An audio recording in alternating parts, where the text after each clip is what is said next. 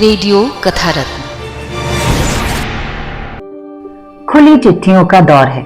हमने कई लोगों की चिट्ठियां पढ़ी हैं, जिसमें कभी देश के नाम तो कभी बेटी के नाम तो कभी देश के प्रधान के नाम चिट्ठियां लिखी गई।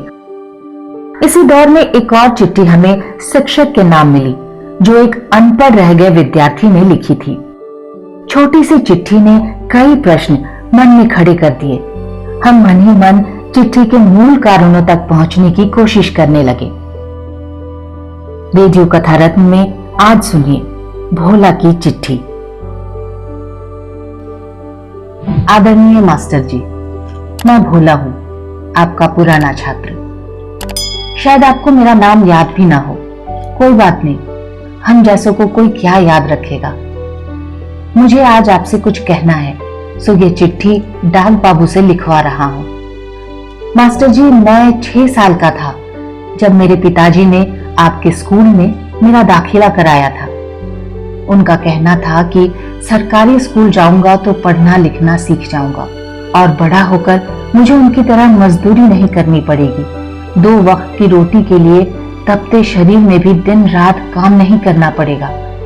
अगर मैं पढ़ लिख जाऊंगा तो इतना कमा पाऊंगा कि मेरे बच्चे कभी भूखे पेट नहीं सोएंगे। पिताजी ने कुछ ज्यादा नहीं सोचा था मास्टर जी। कोई गाड़ी बंगले का सपना भी नहीं देखा था। वो तो बस इतना चाहते थे कि उनका बेटा पढ़ लिख कर बस इतना कमा ले कि अपना और अपने परिवार का पेट भर सके और उसे अपनी दरिद्रता का सामना न करना पड़े, जो उन्होंने आजीवन देखी। पर पता है मास्टर जी, मैंने उनका सपना तोड़ दिया। आज मैं भी उनकी तरह मजदूरी करता हूँ। मेरे भी बच्चे कई कई दिन बिना खाए सो जाते हैं। मैं भी गरीब हूं, अपने पिता से भी ज्यादा। शायद आप सोच रहे हो कि मैं ये सब आपको क्यों बता रहा हूं, क्योंकि मैं आज जो कुछ भी हूं उसके लिए आप जिम्मेदार हैं। मैं स्कूल आता था, वहां जाना मुझे अच्छा लगता था।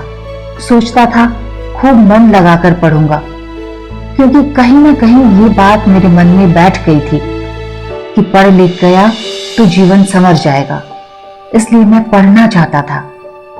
लेकिन मैं स्कूल जाता तो वहां पढ़ाई होती ही नहीं थी। आप और दूसरे अध्यापक कई कई दिन तक आते ही नहीं थे।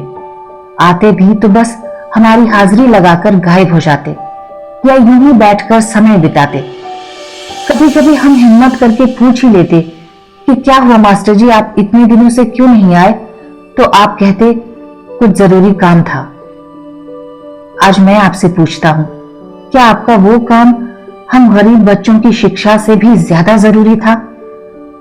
आपने हमें क्यों नहीं पढ़ाया मास्टर जी? क्यों आपसे पढ़ने वाला मजदूर का बेटा एक मजदूर ही रह गया? क्यों आप पढ़े लिखे लोगों ने मुझ अनपढ़ को अनपढ़ ही बनाए रखा? क्या आज आप मुझे वो शिक्षा दे सकते हैं जिसका मैं अधिकारी था? क्या आज आप वो मेरा बचपन मुझे वापस लौटा सकते हैं? नहीं लौटा सकते ना, तो छीना क्यों? कहीं सुना था कि गुरु का स्थान माता पिता से भी ऊंचा होता है, क्योंकि माता पिता तो बस जन्म देते हैं, पर गुरु तो जीना सिखाता है। मैं आपसे हाथ जोड़कर निवेदन करता हूं, बच्चों को जीना सिखाइए। उनके पास आपके अलावा और कोई दूसरी उम्मीद नहीं है। उस उम्मीद को मत तोड़िएगा मास्टर जी।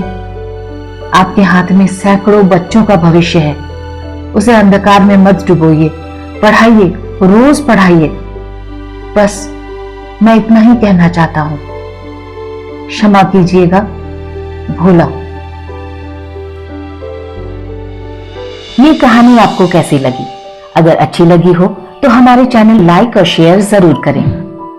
अगर आपने सब्सक्राइब नहीं किया है तो प्लीज सब्सक्राइब भी कर लें, ताकि हम आपके लिए नई नई कहानियां लाते रहें।